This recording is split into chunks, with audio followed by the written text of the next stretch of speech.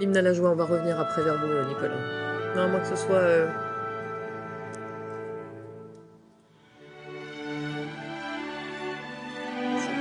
C'est bien l'hymne à la joie.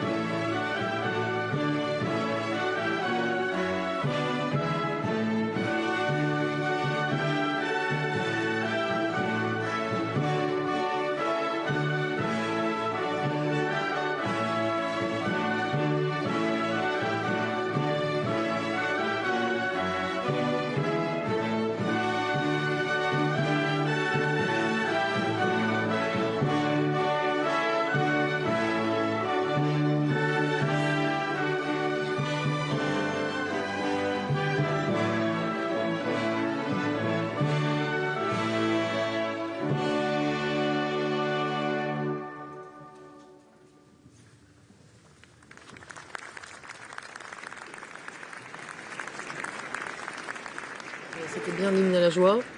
Je vous ai interrompu, Nicolas Offenstadt, parce qu'en fait, pour tout vous dire, on a tenté de l'obtenir, on n'a pas eu de déroulé extrêmement précis de cette partie de la fin de la cérémonie. Donc voilà, c'est pour ça que nous avons un peu tâtonné. Je vous en prie. Pas impossible qu'on vous interrompe. C'est pas grave. Bon.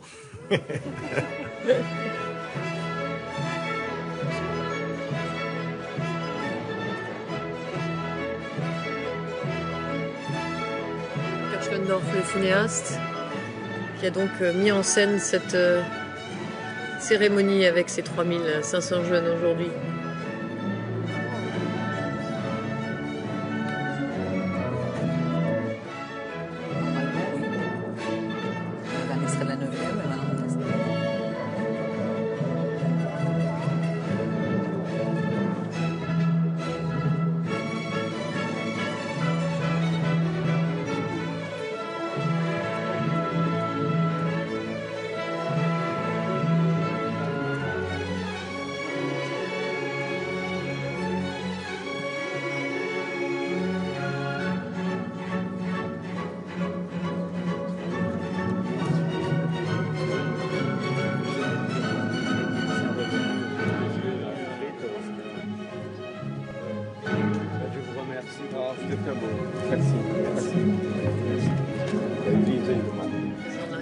Félicite Paul Kirchlendorf qui lui dit c'était très beau, merci.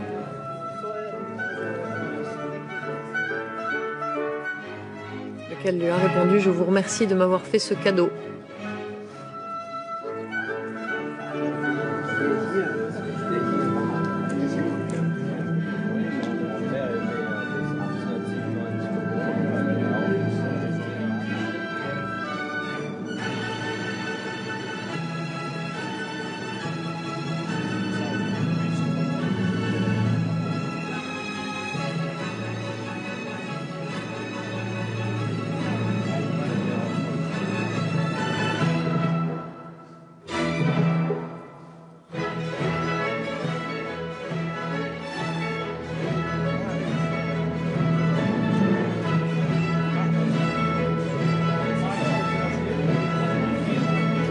Le voilà, le geste, c'est regarder ensemble dans la même direction.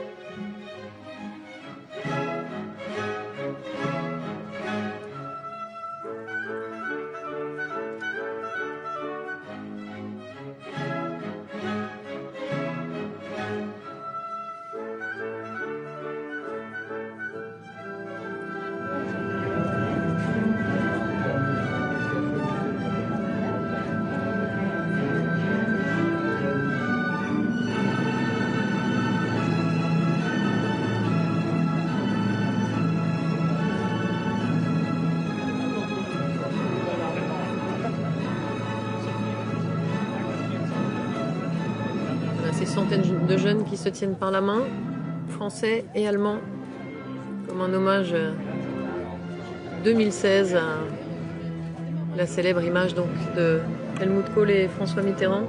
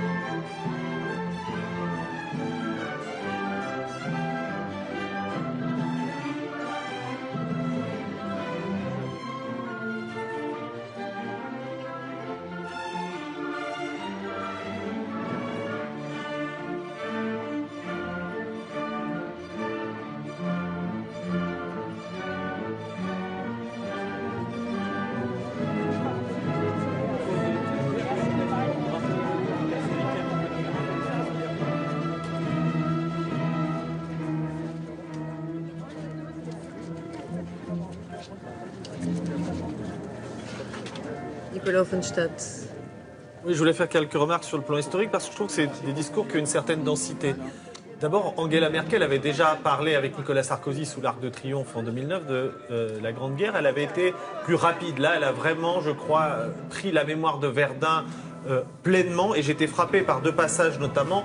L'un, c'est qu'elle a commencé son discours en rappelant qu'il y avait même dans l'enfer de Verdun des fraternisations. C'est-à-dire des soldats qui, pour un temps court ou plus ou moins long, essayaient de converser, d'échanger un peu de nourriture contre du tabac. Et donc, il y a eu des fraternisations, effectivement, pendant toute la guerre, de 14 à 18, et même à Verdun. Et j'ai trouvé assez audacieux d'ouvrir son discours en rappelant ces fraternisations, c'est-à-dire ces moments de petite paix à l'intérieur de la Grande Guerre. Le deuxième passage qui m'a frappé, et je la vois influencée par un débat qui a eu lieu en Allemagne autour du livre de l'historien Christopher Clark qui s'appelait « Les somnambules ». Elle a insisté, et je trouve que c'est important de le rappeler, que la guerre de 14 ne vient pas de nulle part. Elle a parlé de la défaillance des politiques.